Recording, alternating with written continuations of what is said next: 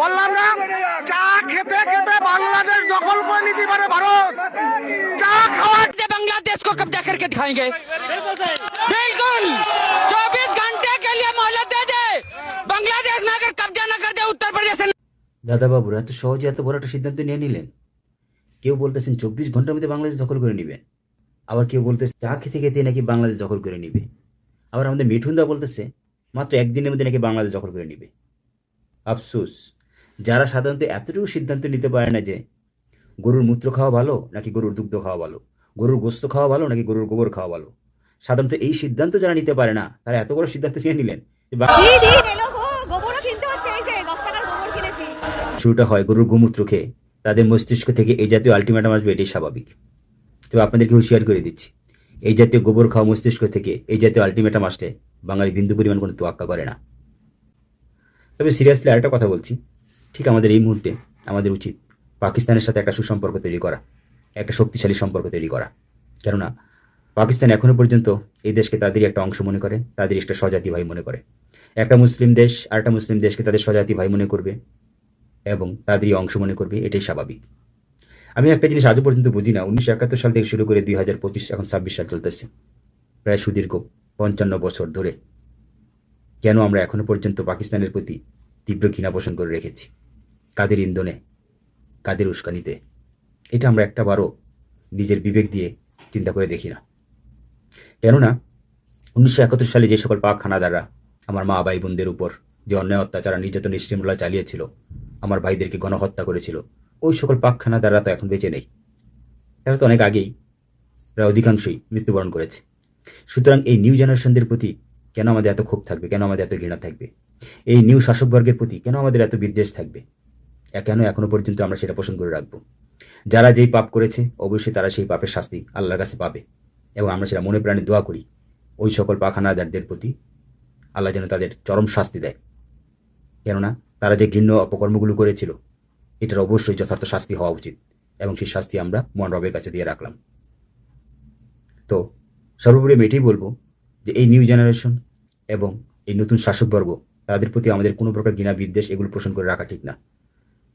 আমাদের প্রিয় নবী হযরত মুহাম্মদ সাল্লাল্লাহু আলাইহি ওয়াসাল্লাম বলেছেন, এক মুসলিম আরেক মুসলিমের সাথে ভ্রাতৃত্বের বন্ধন তৈরি করতে বলছে। নিজেদের মধ্যে হিংসা বিদ্বেষ মারামারি তারপর মান অভিমান এগুলো রাখতে মানা করেছেন। সুতরাং আমাদের মোটেও উচিত না যে এখনো পর্যন্ত সে 54-55 বছর আগের সেই হিংসা বিদ্বেষ এগুলো পোষণ করে রাখা। এটা আমাদের দেশের এক শ্রেণীর কাদের সিদ্দিকী টাইপের কিছু ব্যক্তি আছে যারা এটা আজীবনভর এই চেতনা লালন করে আসতেছে এবং সেই চেতনার বীজ সর্বত্র ছড়িয়ে দিচ্ছে, এমনকি নিউ জেনারেশনদের মস্তিষ্কে তারা সেটা ছড়িয়ে দেওয়ার চেষ্টা করতেছে। ঠিক আছে, যাতে করে আজীবনভর পাকিস্তানের প্রতি আমাদের ঘৃণা পোষণ মানে এটা চলতেই থাকে, অব্যাহত থাকে। তো এটা বাংলাদেশের এক শ্রেণীর কিছু সিন্ডিকেট আছে বা এক শ্রেণীর কিছু স্বার্থলোভী লোক আছে যাদের সাথে ভারতের সাথে একটা সুসম্পর্ক আছে এবং তাদের ব্যক্তিগত কিছু স্বার্থ আছে। শুধুমাত্র সেই স্বার্থের জন্য এখনো পর্যন্ত এক মুসলিম আরেক মুসলিমের মধ্যে ডিভাইডেড করে রেখেছে। তো এই বিবাদ থেকে আমাদের বেরিয়ে আসতে হবে, পাকিস্তানের সাথে আমাদের একটা সুসম্পর্ক তৈরি করতে হবে। কেন বর্তমানে পাকিস্তানের যে নিউ জেনারেশন তারা অতীতের সে 71-এর কোনো কাহিনী জানে না।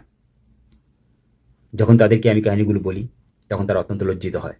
এছাড়াও পাকিস্তানের নিউ শাসকবর্গ যারা রয়েছেন তারা কয়েক দফায় এর জন্য ক্ষমা চেয়েছেন। সুতরাং তাদের প্রতি আর কোনো হিংসা বিদ্বেষ বা ঘৃণা রাখার কোনো প্রশ্নই আসে না।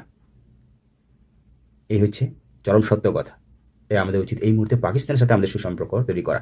কারণ ভারত খুব ভালো করেই জানে যে বাঙালিদের তাদের সাথে যুদ্ধ করার মতো কোনো অস্ত্র বা গোলা বারুদ কিছুই নেই। সেই দুর্বলতাটা ওরা সবচেয়ে বেশি পুঁজি করে আমাদেরকে আঘাত করছে প্রতিনিয়ত। আর ভারত এখন সবচেয়ে বেশি ভয় পাচ্ছে এটাই যে আবার না আমরা পাকিস্তানের সাথে একটা সম্পর্ক তৈরি করে আবার আমরা স্ট্রং হয়ে যাই। কেননা সে 1971 সালের থেকে শুরু করে আজ অবধি পর্যন্ত ভারত অত্যন্ত সুকৌশলে পাকিস্তান থেকে আমাদের ডিভাইডেড করে রেখেছে। এমনকি 1971 সালের যুদ্ধটাও তাদেরই এক চক্রান্তের অন্যতম কারণ ছিল। সেটা তারা চেয়েছিল মুসলিম ভাইদের মধ্যে ডিভাইডেড করবে এবং বৃহত্তর একটা পাকিস্তানকে ক্ষুদ্র রাষ্ট্রে পরিণত করবে।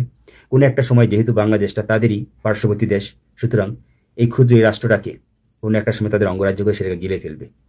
আপনারা জানেন যে 1974 সালে বাংলাদেশের 71 সালে যে পাকিস্তানি যুদ্ধ হয়েছিল, যত অস্ত্রশস্ত্র এখানে ছিল সেই অস্ত্রশস্ত্রগুলো আপনার প্রায় 2700 কোটি টাকার অস্ত্র এই ভারতেরা লুটপাট করে নিয়েছে। তাদের মূল উদ্দেশ্য ছিল এটা প্রথমত মুসলিমদের মধ্যে ডিভাইডেড তৈরি করবে, দ্বিতীয়ত পাকিস্তানে যত অস্ত্রশস্ত্র আছে সেগুলো দখল করে নিবে। তারা সর্বাধিক দেওয়া সফল হয়েছে এবং তাদের লাস্ট টার্গেট ছিল কোনো একটা সময় এই দেশটাকে তাদের অঙ্গরাজ্য করে গিলে ফেলবে। হাসিনা ক্ষমতা থাকে এতদিন সেটাও হয়ে যেত। এই কথাটা আমার